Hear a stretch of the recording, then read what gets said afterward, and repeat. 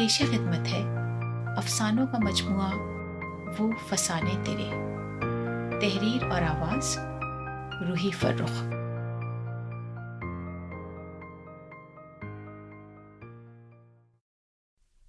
अंधे संजोग।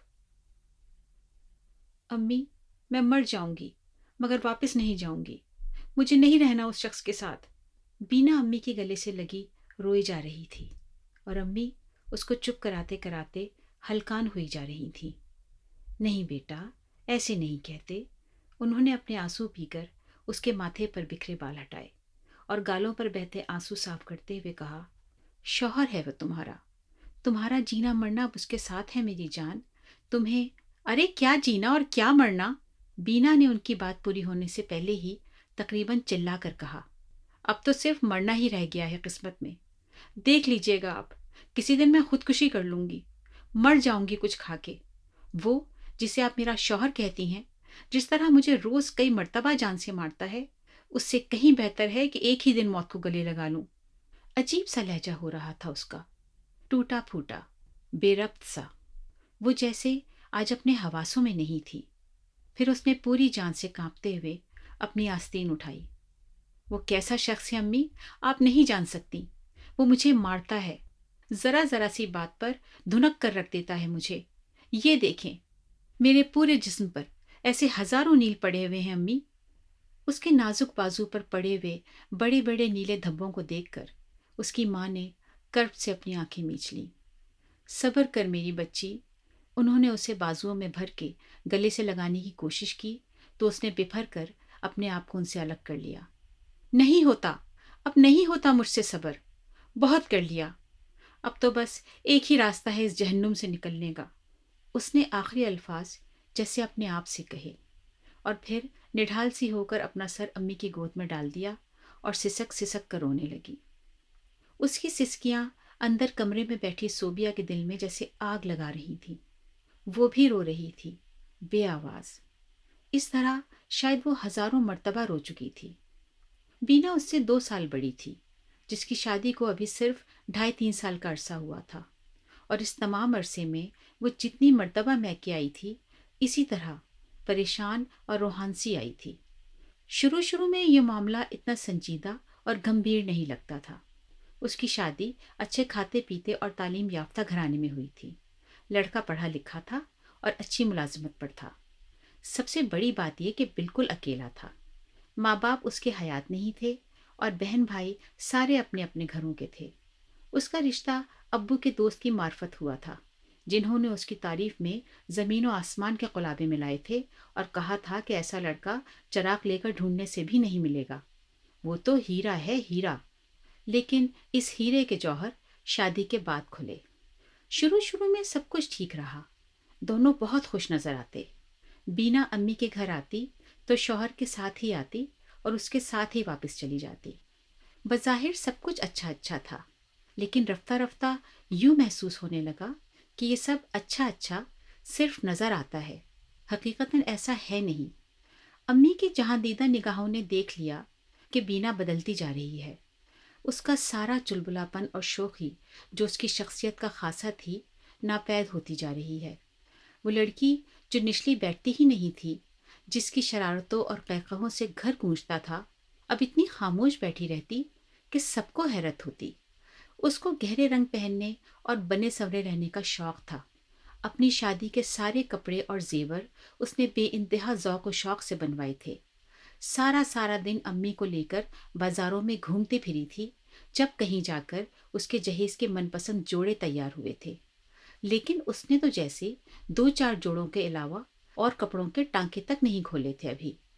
अम्मी हैरान रह गईं जब शादी के 1 महीने बाद ही वो सादा सा सिल्क का ऐसा जोड़ा जो वो घर में पहनने के लिए बनवा कर ले गई थी, पहनकर घर आ गई। अम्मी ने दामाद के सामने तो कुछ नहीं कहा, लेकिन जैसे ही वो थोड़ी देर को खाना निकलवाने में मदद करने किचन में आई, उन्होंने उसे टोक दिया। ये क्या पहन लिया है तुमने? कुछ दिनों की दुल्हन क्या ऐसे कपड़े पहनती है? वो क्या हुए तुम्हारे इतने खूबसूरत कपड़े? अब तक तुमने उस सुर्ख कुर्ते पजामे को पहनने के लिए नहीं सोचा, जिस पर 10 मरतबा चक्कर लगवाने के बाद काम बना था और तुमने कहा था कि शादी के दूसरे ही दिन पहनोगी। अम्मी ने उसे دبی دبی زبان میں گھرکا۔ وہ امی، دراصل سرخ رنگ سہیل کو پسند نہیں ہے۔ کمال ہے! خیر تو کوئی اور پہن لیتی، تمہارے پاس تو بیٹی ڈھیروں کپڑے ہیں، اب نہیں پہنو گی تو کب پہنو گی؟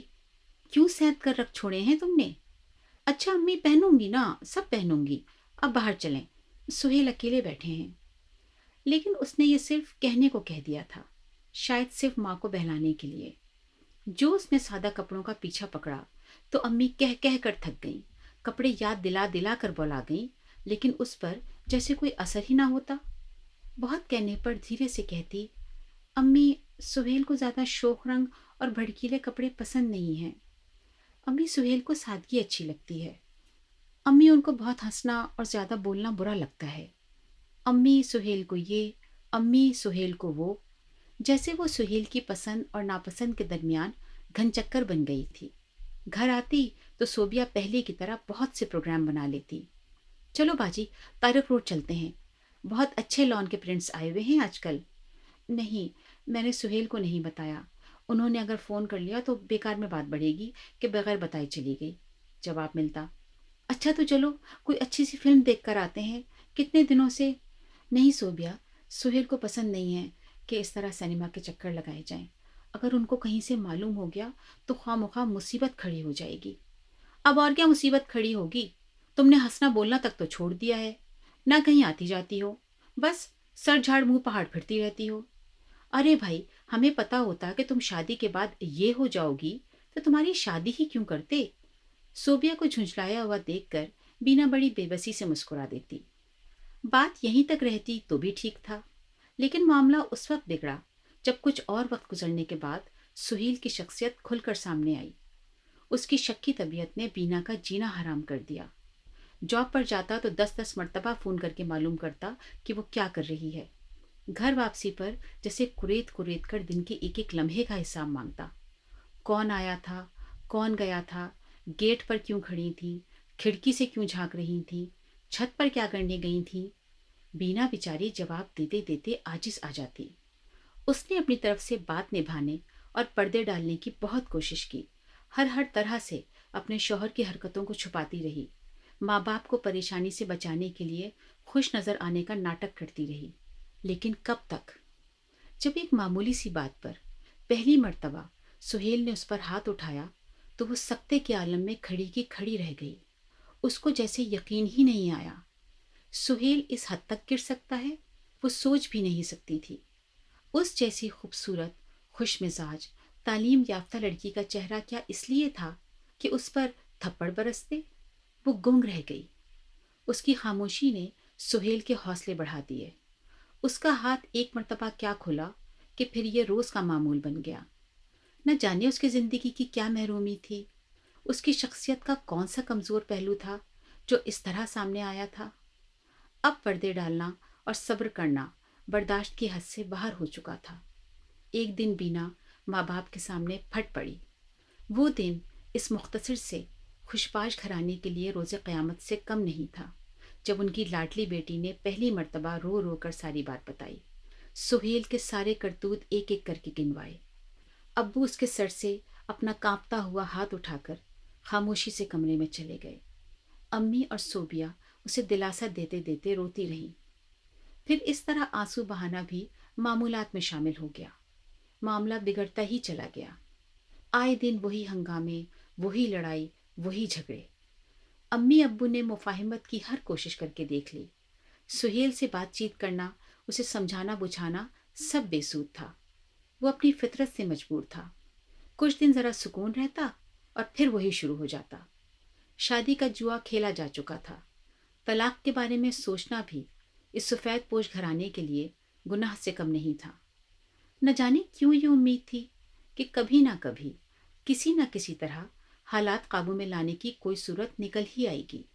اسی امید پر ہر مرتبہ بینا کو سمجھا بجھا کر تسلی دلاسے دے کر بہلانے کی کوشش کی جاتی، مگر آج تو حد ہو گئی تھی۔ بینا نے پہلی مرتبہ باپ کی عدم موجودگی میں ماں کو بتایا تھا کہ وہ اسے مارتا ہے۔ وہ دھک سے رہ گئی تھی۔ شام کو انہوں نے شوہر کے آنے پر سہیل کے پاس جا کر حتمی بات کرنے کا مصمم ارادہ کر لیا تھا۔ پھر نہ جانے کس دل سے انہوں نے بہلا پھسلا کر اور ماں باپ کی عزت کے واسطے دے کر بینا کو گھر واپس جانے پر راضی کیا تھا، ورنہ وہ کسی طرح جانے پر تیار نہ تھی۔ لیکن جب اس نے ماں کو رو رو کر خاندان کی بدنامی، باپ کی عزت اور بہن کی زندگی کے حوالے دیتے سنا تو وہ خاموشی سے اٹھ کر کھڑی ہو گئی۔ اچھا امی، میں جا رہی ہوں۔ میں جس جال میں پھنس چکی ہوں اس سے آزاد ہونا نہ میرے اختیار میں ہے اور نہ آپ کے۔ آپ کہتی ہیں شام کو آ کے بات کریں گی، ٹھیک ہے، یہ بھی کر کے دیکھ لیں، لیکن میں جانتی ہوں کہ باتوں کا وقت گزر چکا ہے۔ یہ سب لا حاصل ہے، اس طرح کچھ ٹھیک نہیں ہوگا۔ مجھے معلوم ہے کہ اب سب ٹھیک کیسے ہوگا۔ وہ جیسے اپنے آپ سے بولتی بڑبڑاتی چلی گئی، ہمیشہ کے لیے۔ اسی شام کو جب امی ابو اس کے گھر جانے کے لیے نکلنے ہی والے تھے، اطلاع ملی کہ اس نے خواب آور گولیاں کھا کر خودکشی کرنے کی کوشش کی ہے۔ جب تک وہ اسپتال پہنچے سب ختم ہو چکا تھا۔ بینا نے ساری پریشانیوں اور سارے مسئلوں کا حل ڈھونڈ نکالا تھا۔ اس نے موت میں پناہ ڈھونڈ لی تھی۔ وہ آزاد ہو گئی تھی سارے سوالوں اور جوابوں سے۔ مرنے سے پہلے اس نے جو بیان دیا تھا اس کے مطابق اس نے اپنی مرضی سے اپنی زندگی موت کے حوالے کی تھی۔ کسی دوسرے کا اس میں کوئی ہاتھ نہیں تھا، لیکن سب جانتے تھے کہ وہ دوسرا کون تھا۔ وہ اپنے ساتھ نہ صرف اپنی بلکہ سب کی زندگی لے گئی۔ گھر ویران ہو گیا، سب خاموش ہو گئے۔ امی ابو ایک دوسرے سے یوں نظریں چراتے جیسے بینا کی بے وقت اور اندوہناک موت کے ذمہ دار وہی ہوں۔ سب سے زیادہ اثر صوبیہ نے لیا۔ اس نے ہنسنا بولنا اور باہر نکلنا بالکل چھوڑ دیا تھا۔ دونوں بہنوں کا بچپن سے ہر لمحہ ساتھ تھا۔ اس کی دردناک موت صوبیہ سے بھلائی نہ بھولتی۔ وہ گھنٹوں چپ چاپ بیٹھی سوچوں میں گم رہتی۔ اس کی شخصیت جیسے ایک اداسی کے خول میں بند ہو چکی تھی۔ کبھی کبھی یوں لگتا جیسے اس کے اندر زندگی کی کوئی حرارت باقی نہ بچی ہو۔ کسی بات پر خوش ہونا اور مسکرانا جیسے وہ بھول چکی تھی۔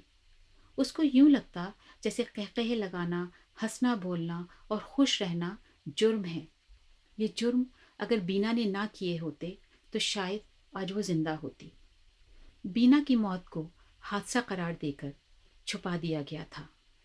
پھر رفتہ رفتہ 2 سال گزر گئے۔ زندگی تقریباً نارمل ہو چکی تھی۔ بینا کی موت کو ایک تکلیف دہ حادثہ سمجھ کر بھلانے کی کوشش کچھ کامیاب ہوتی نظر آ رہی تھی جب صوبیہ کے لیے ایک بہت اچھا رشتہ آیا۔ سلمان ایک پڑھے لکھے اور روشن خیال خاندان کا سلجھا ہوا لڑکا تھا۔ شادی کے نام سے گھبرانے والی صوبیہ نے امی کے بہت سمجھانے بجھانے پر معاملہ ان کے اوپر ڈال دیا اور ماں باپ نے رضامندی کا اظہار کر دیا۔ شادی بہت دھوم دھام سے ہوئی۔ ہزاروں لوگ مدعو تھے۔ اس ہنگامے میں دلہن کے چہرے پر چھائی ہوئی یاسیت اور خوف کی پرچھائیاں کسی کے علم میں نہ آئیں۔ شادی کے 2-3 دن بعد ہی دونوں ہنی مون پر چلے گئے۔ وہاں سے کچھ دن بعد واپسی کے دوسرے دن سلمان صوبیہ کو کچھ گھنٹوں کے لیے میکے چھوڑنے آیا۔ سب لوگ بہت خوش ہوئے۔ امی نے بیٹی داماد کی خاطرداری میں کوئی کسر نہ چھوڑی۔ سلمان بھی اسی طرح بہت تپاک اور محبت سے ملا، لیکن پھر بھی نہ جانے کیوں امی کو اس کے رویے میں ایک عجیب سی تبدیلی محسوس ہوئی۔ وہ پہلے کی طرح ہنس ہنس کر باتیں کرنے والا سلمان نہیں لگ رہا تھا۔ سارا وقت وہ خاموش خاموش اکھڑا اکھڑا سا بیٹھا رہا۔ امی ان دونوں کے درمیان وہ بے تکلفی ڈھونڈنے میں ناکام رہی جو شادی کے اتنے دن بعد عموماً پیدا ہو جاتی ہے۔ سلمان کے جانے کے بعد انہوں نے صوبیہ کو اپنے پاس بٹھا لیا اور بہت دیر سے دل میں چھپے ہوئے دھڑکے کو زبان پر لے آئیں۔ کیا بات ہے بیٹا، سب ٹھیک ٹھاک ہے نا؟ انہوں نے اس کے بالوں میں ہاتھ پھیرتے ہوئے پوچھا۔ جی امی، مختصر سا جواب ملا۔ سلمان اتنا خاموش خاموش سا کیوں ہے؟ کیا کوئی بات ہو گئی ہے؟ انہوں نے کریدنا چاہا۔ پتہ نہیں امی، مگر صوبیہ نے اٹکتے اٹکتے کہا۔ امی، کیا میں بے حس ہوں؟ اس نے ماں سے سوال کیا۔ نہیں میری بچی، ان کا کلیجہ دھک سے رہ گیا۔ تو بہت حساس ہے میری جان، انہوں نے ڈوبتے دل سے پوچھا۔ کون کہتا ہے؟ امی، سلمان کہتے ہیں کہ میں بے حس ہوں، برف کی سل ہوں، مٹی کا ایسا بت ہوں جو نہ ہنس سکتا ہے اور نہ ہی خوشی کا اظہار کر سکتا ہے۔ وہ وہ کہتے ہیں مجھے اس طرح سنجیدگی کے خول میں بند خاموش لڑکیاں پسند نہیں ہیں۔ مجھے خوش باش، خوش گفتار اور زندگی کو انجوائے کرنے والی لڑکیاں پسند ہیں، اچھے اچھے خوش رنگ کپڑے پہننے والی خوش باش لڑکیاں۔ وہ کہتے ہیں کہ میں نے ہمیشہ ایسا جیون ساتھی چاہا تھا جس کے ساتھ میں زندگی کے راستے پر ہاتھ میں ہاتھ ڈالے چلوں تو اس کی پرلطف سنگت میں مجھے وقت گزرنے کا احساس ہی نہ ہو۔ وہ کہتے ہیں مجھے جانے محفل اور اور وہ نہ جانے دھیرے دھیرے، ہولے ہولے کیا کیا کہے گئی۔ امی دھڑکتے دل کے ساتھ اپنے ٹھنڈے ہوتے ہاتھوں میں اس کے ہاتھ بھیجے، سر جھکائے سنے گئیں۔ ان کی ایک اور نازوں کی پلی پیاری سمجھدار بیٹی پسند ناپسند کے گرداب میں پھنس چکی تھی، اسی گرداب میں جس نے اس سے پہلے ان کی بینا کو نگل لیا تھا۔ خرابی بینا کی طبیعت میں بھی نہیں تھی اور برائی صوبیہ کی فطرت میں بھی نہیں تھی۔ سلمان بھی اپنی جگہ صحیح تھا، ماں باپ نے بھی اپنے بچوں کا بھلا چاہا تھا۔ پھر قصور کس کا تھا؟ غلطی کہاں ہوئی تھی؟ صحیح کیا نہیں تھا آخر؟ ان سوالوں کا اس بے بس ماں کے پاس کوئی جواب نہیں تھا۔